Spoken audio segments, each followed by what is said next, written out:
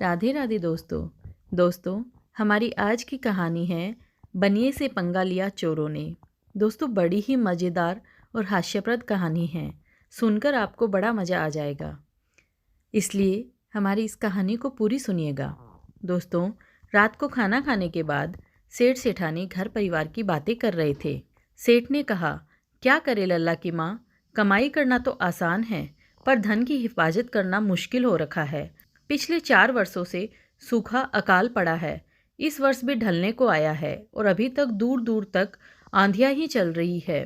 बरसात की कोई उम्मीद नहीं है और अब एक बूंद भी पानी ना पड़ने से लोग भूख मरते चोरियां कर रहे हैं और घरों में सेंध लगा रखे हैं। हमें भी अपने घर की रखवाली करनी पड़ेगी। सचेत नहीं रहे तो ये बचा हुआ धन भी हमारे पास नहीं रहेगा। सेठ ने कहा, हमें भी अपने धन की रक्षा करने के लिए कुछ तो करना ही पड़ेगा, वरना चोर हमें लूट लेंगे। तो सेठ ने अपनी सेठानी से कहा कि हम ये जो हमारे गेहूं सांप है इनको बिलों में नहीं छोड़ेंगे, अलग अलग बर्तनों में ढक के रखेंगे और खिलाते रहेंगे। किसी दिन मौका पड़ने पर ये काम आएंगे। सेठानी दोस्तों थोड़ी डरपोक स्वभाव की थी। बोली, भला ऐसा भी कभी होता है? धन की खातिर किसी को मौत के मुंह में धकेलना उचित है? मीनक जात की हत्या का पाप 7 जन्मों में भी नहीं उतरता। सेठ ठीक से समझाते हुए कहने लगा, हम कोई जानबूझकर तो किसी को जोखिम में नहीं डाल रहे हैं। अपने बचाव के लिए कुछ तो करना ही पड़ेगा। वक्त बहुत बुरा आ गया है, जान माल बचाना मुश्किल हो गया है। हम बनिए की जात हैं, लठबाजी तो कर नहीं सकते। हिम्मत जो नहीं है हमारी, बदमाश कुत्तों का मुकाबला कैसे करेंगे? तो ये बात दोस्तों सेठानी को जच गई। सेठ सेठानी ने छत पर 4 बर्तन रख दिए और उसके अंदर सांप को डाल दिया और उसके ऊपर ढक्कन लगाकर उसके ऊपर कुछ वजन रख दिया। और दोस्तों संजोग की बात है कि उसी रात सेठ के घर में 4 चोर घुस गए। वो लोग भूख मरते छीना झपटी पर उतारू हो रहे थे। उन्हें मांगने पर दाना भी हाथ नहीं लगता था, उधारी मिलती नहीं थी, घर से कोई सहारा नहीं था। फिर वो उल्टे सीधे काम करके जीने लगे। आत्महत्या कर जीवन से मुक्त होने के जिनमें हिम्मत नहीं है, वो चोरी ठगी और डकैती के बगैर कैसे गुजारा करे? आखिर मरना तो है ही, मौत को चकमा देकर जीवन के जितने दिन गुजारे वही अपने। यह सोचकर चोरों ने एक साथ सेठ के घर पर हाथ साफ करने का इरादा किया। चोरी करनी हो तो किसी मालदार व्यक्ति के घर ही करनी चाहिए। दौलत के ढेर में से लेना ही ठीक है। कमजोर को सताने पर तो सिर्फ बद्दुआ ही हाथ लगती है। तभी सेठ सेठानी ने आहट सुनी कि जो चोर है वो दीवार फांदकर घर में घुस गए हैं। थोड़ी देर बाद सेठ सेठानी के पैर का अंगूठा दबाते हुए जोर से बोला, लल्ला की माँ सुन रही हो? मैं पूछता हूँ तुम्हें नींद कैसे आ जाती है?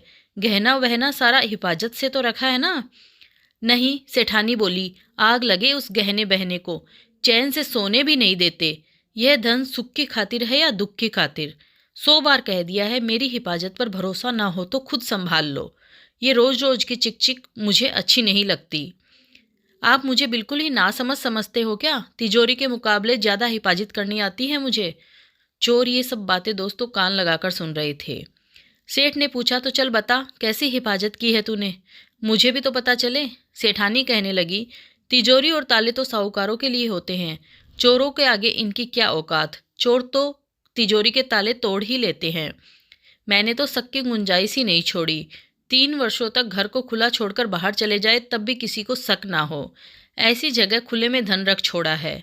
4 बेकार बर्तनों में सारा गहना डालकर छत पर रख दिया है खुले में, भला किसी को शक होगा? ढक्कन लगाकर ऊपर पत्थर भी रख दिए हैं, कबूतर ढक्कन ना उतारे, इसलिए अगर कोई सोचेगा तो यही सोचेगा कि इन बर्तनों में कैर सांगरी या मसाले होंगे।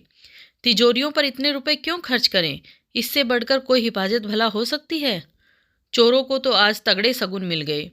उनको माल खुले में धरा मिल जाए फिर और क्या चाहिए। सेठ जी ने झगड़े जैसी बात भी नहीं छोड़ी। माल का बंटवारा करने की भी जरूरत नहीं, मिल जाए सौभाग्य का अपना अपना बर्तन तय कर लिया। वो भी 4 ही थे और बर्तन भी 4 थे। उन चारों ने अपना अपना बर्तन तय कर लिया। धन का अंदाजा लगाने के लिए जमीन पर खड़े खड़े ही एक साथ हाथ डाले। चारों को एक ही सरीखा माल हाथ लगा, किसी के कुछ भी कम ज्यादा नहीं। जो सांप बर्तनों में बैठे थे हाथ डालते ही मुंह में पकड़ पकड़ कर दांत गड़ा दिए। किसी का अंगूठा काटा तो किसी की कोई सी अंगुली। उन चोरों ने जैसे तैसे अपने हाथ छुड़ाए और जमीन पर लुढ़क गए। चारों बर्तन हाथों से छूट गए, पड़ते ही फूट गए। चारों सांप नाली के रास्ते निकलकर बाहर बाड़े में चले गए। चोरों के गिरने की और बर्तनों के फूटने की आवाज़ सुनने के 2 घड़ी बाद दोनों पति पत्नी डरे सहमे से अपने कमरे से बाहर निकले। जमीन पर मरे पड़े चोरों का नज़ारा देखकर बुरी तरह घबरा गए। यह निठल्ले तो यहीं मर खप गए, बाहर जंगल में मरते तो जान छूटती। बनिए के घर में लाशें कहाँ छिपाई जाए। चोरों का क्या भरोसा, मरने के बाद भी नुकसान पहुंचा दे। यह तो बड़ी भारी उलझन आन पड़ी। सांपों का ऐसा विष तो ना था। सेठ ने सोचा कहीं ये लोग मुझे भी ना ले डूबे। इस उधेड़बुन में सेठ को एक तरकीब सूझी। चारों चोरों को मोड़ तरोड़ कर न्यारी न्यारी बोरियों में डाल दिया। मजबूती से बोरियों के मुंह बांध दिए। बोरियां घसीट कर कमरे में छिपा दी और चैन की सांस ली। गांव से 1 कोस दूर की दूरी पर एक बावड़ी थी। चारों मुर्दों को उसी में धकेलने का इरादा किया। सेठ जी को भाग्य से मौका भी मिल गया। दिन उगते उगते एक भिखारी आटा मांगने को आया। सेठ ने किसी तरह लालच देकर उसे इस काम के लिए राजी कर लिया। उससे सिर्फ 1 मुर्दे की बात तय हुई। जो भिखारी था वो मन में बड़ा खुश हुआ कि 1 मुर्दे को धकेलने के 100 रुपये मिल जाएंगे, पूरे बरस की बाजरी का जुगाड़ हो जाएगा। रात आधी ढलते ही भिखारी सिर पर बोरी उठाकर चल पड़ा। 4 दफा उठाया तब वो मुश्किल से बावड़ी तक पहुंचा। किनारे पर रखकर बोरी अंदर धकेल दी। एक जोरदार आवाज सुनाई दी। फिर वह बेहद खुश होकर सेठ जी के घर रुपए लेने के लिए आया। सेठ सब कुछ सोचे बैठा था। रुपए मांगते उसने जोगी को आड़े हाथों लिया। वो मुर्दा तो तुमसे पहले ही दौड़कर यहाँ आ गया, बड़ी मुश्किल से बोरी में डाला। इस बार जरा ध्यान रखना।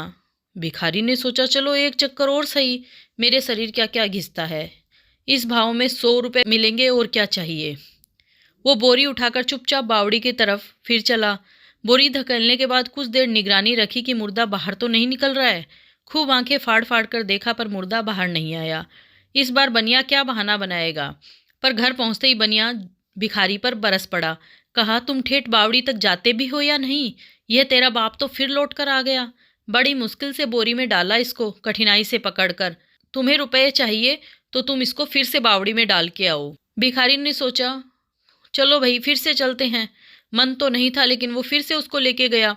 तो भिखारी बोला बावड़ी तक जाने में मैंने तो कोई कसर नहीं रखी। इस बार तो मैंने काफ़ी देर तक निगरानी भी की। ऐसा कैसे हुआ कुछ समझ में नहीं आता। बनिए की सारी बात समझी समझाई थी उसने तो देखते देखते तीसरी बोरी फिर से उसके सिर पर लाद दी। भिखारी की कमर फटने लगी। फिर भी सुस्ता सुस्ता बावड़ी तक पहुंचा। लाश में पानी के गिरने की आवाज़ के साथ ही झुककर बावड़ी के अंदर झांकने लगा। कोई चिड़िया का जाया भी बाहर नहीं निकला। पूरा विश्वास होते ही वो उतावला सा बनिए के घर आ पहुंचा। इस बार बनिया दरवाजे पर ही खड़ा था। बोरी चौकी पर रखी थी। आते ही जोगी को आड़े हाथों लिया। कहीं ये कबाड़ तुम्हारा ही किया धरा तो नहीं है। पानी में धकेल दिया तो भी ये मुर्दा मेरा घर नहीं छोड़ रहा है। यह कौन सी नई आफत आ गई है। इस बार बड़ी मुश्किल से काबू किया है मैंने। मार ही डालता मुझे। बोरी में बांधने के बाद जी को थोड़ी बहुत तसल्ली मिली। भिखारी लोग तो अपनी जबान के बड़े पक्के होते हैं। काम करना हो तो ठीक से करो वरना उत्तर दे दो। बेचारा भिखारी क्या सफाई देता। सिर पर चौथी बोरी उठाकर उसी रास्ते चल पड़ा। इस बार पूरा ध्यान रखेगा। कोई बात नहीं, पूरे बरस मजदूरी करने पर भी 100 रुपये आसानी से कहाँ मिलते हैं। रात भर के चारों फेरों से अगर 100 रुपये मिल जाए तो और क्या चाहिए।